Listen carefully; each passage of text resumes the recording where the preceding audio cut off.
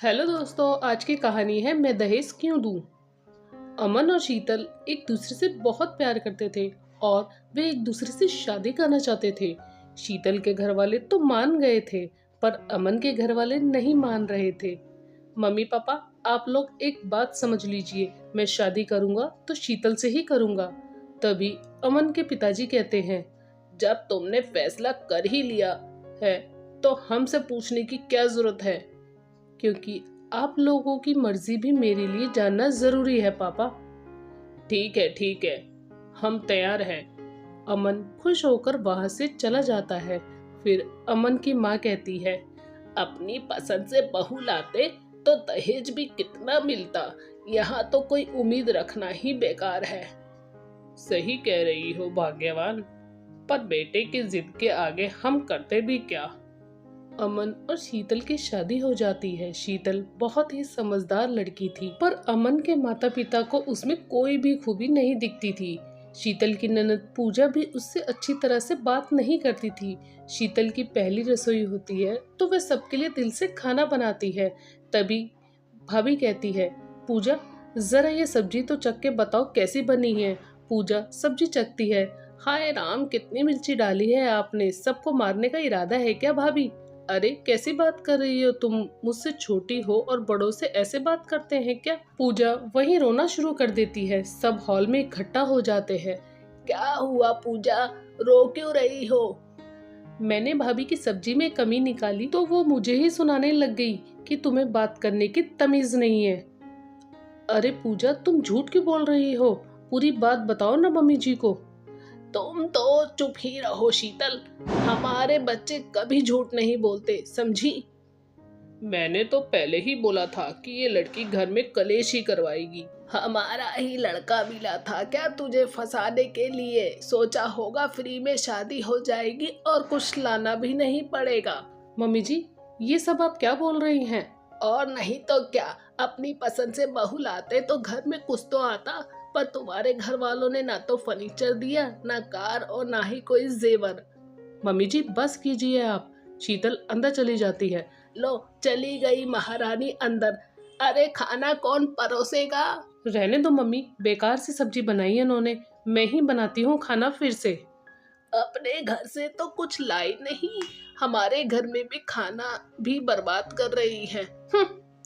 शीतल कमरे में ये सब सुन रही होती है और उसे बहुत गुस्सा आता है। शाम को अमन घर आता है। शीतल अपने कमरे में बैठी होती है। अमन कहता है, शीतल चलो फिल्म देखने चलते हैं। नहीं, मुझे नहीं जाना। शीतल लैपटॉप पर कुछ कर रही होती है। क्यों। अरे हमारी नई नई शादी हुई है, हमने कितना कुछ सोचा था कि हम घूमेंगे फिरेंगे, पर तुम तो कहीं जाती ही नहीं। क्या हो गया है तुम्हें शीतल। कुछ नहीं। अरे तुम ये क्या कर रही हो लैपटॉप पर। मैं नौकरी ढूंढ रही हूँ अमन, मैं फिर से जॉब करना चाहती हूँ। जॉब पर क्यों, तुमने तो अपनी मर्जी से जॉब छोड़ी थी ना शादी से पहले। हाँ, पर अभी मैं करना चाहती हूँ दोबारा। घर में 4 पैसे आएंगे तो सबका मुंह तो बंद हो जाएगा। क्या कुछ कहा क्या तुमसे किसी ने। नहीं, तुम बस मम्मी पापा से परमिशन ले लो। अमन अपने माता पिता से शीतल को नौकरी करने की बात करने के लिए जाता है। तभी माँ कहती है कि हमारे घर की बहू नौकरी पर नहीं जाया करती अमन। पर मम्मी, शीतल पढ़ी लिखी लड़की है और शीतल शादी से पहले भी तो नौकरी करती थी। शादी से पहले वो क्या करती थी इससे हमें कोई लेना देना नहीं है, पर अब वह इस घर की बहू है तो अब उसे हमारे घर के हिसाब से चलना पड़ेगा। अमन को देखते ही शीतल को पता चल जाता है कि वो अपने मम्मी पापा को नहीं मना पाया। शीतल उससे बहुत नाराज होती है। मेरी बात तो सुनो शीतल। क्या सुनूं मैं अमन, मुझे कुछ नहीं सुनना। एक चीज तुमसे मांगी और तुम मुझे वो भी नहीं दे पाए। अरे तुमने तो मना किया था ना नौकरी के लिए, फिर अचानक से तुम्हें नौकरी करने का ख्याल कैसे आ गया। क्योंकि तुम्हारे घर वाले मुझे बिल्कुल पसंद नहीं करते, आए दिन कोई ना कोई ताना मारते रहते हैं। मैं कितनी कोशिश करती हूँ पर वो खुश ही नहीं होते। ओ, तो उनके तानों से बचने के लिए तुम नौकरी करना चाहती हो। नहीं, मैं नौकरी करना चाहती हूँ ताकि जो भी कमाऊँ वो मैं तुम्हारे मम्मी पापा को दे दूँ। वो हमेशा मुझे दहेज का ताना मारते रहते हैं। ये तुम क्या कह रही हो? मैं अभी उन लोगों से बात करता हूँ। कोई ज़रूरत नहीं है अमन। मैं नहीं चाहती कि मेरी वजह से कलेश हो घर में, क्योंकि इसका इल्ज़ाम भी मेरे ही ऊपर आएगा। छोड़ दो ये सब। मैं जा रही हूँ रसोई में। खाना लेट बना तो उसका भी ताना मारना शुरू कर देंगे। शीतल रसोई में चली जाती है और खाना बनाने लगती है। अमन भी ऑफिस चला जाता है। शीतल की सास और ननद उसे सुनाने के लिए बातें कर रहे होते हैं। पूजा, वो तेरे बुआ के लड़के की शादी तय हो गई। अच्छा, बहुत अच्छी बात है मम्मी।